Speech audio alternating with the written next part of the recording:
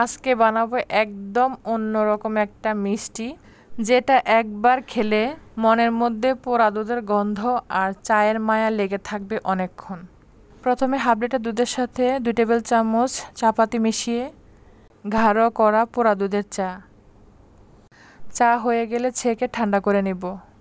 চায়ের সাথে 2 টেবিল চামচ চিনি দিয়ে মিষ্টি টেস্ট ঠিক আছে কিনা দেখে নিচ্ছি। এবার 1/4 কাপ কাস্টার্ড পাউডার নিয়ে কিছু পরিমাণ পানি দিয়ে ভালো করে মিশিয়ে নিব। চুলায় ঠান্ডা করা চা বসিয়ে তার সাথে গোলানো কাস্টার্ড পাউডার, আরও দিলাম কিছু পরিমাণ ভ্যানিলা এসেন্স, কারণ গন্ধটা যেন একেবারে মন কাড়ে। ঘন হয়ে গেলে নামিয়ে নিব। 2 টেবিল চামচ চিনি দিয়ে ক্যারামেল তৈরি করে নিব। এবার গরম ক্যারামেলের উপর চা কাস্টার্ড ঢেলে 1 ঘন্টা ফ্রিজে নর্মাল চেম্বারে রেখে ঠান্ডা করে নিয়েছিলাম। এখন পরিবেশন করে নিব। কিছু কাজু আর পেস্তা বাদাম কুচি করে দিয়ে দিচ্ছি, এতে করে স্বাদ ভালো আসবে। চা কাস্টার্ড খেয়ে আমি নিজেই চমকে গেছি, একবার বানিয়ে দেখবেন।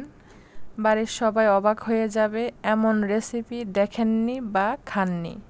সবাই ভালো থাকবেন। আল্লাহ হাফেজ।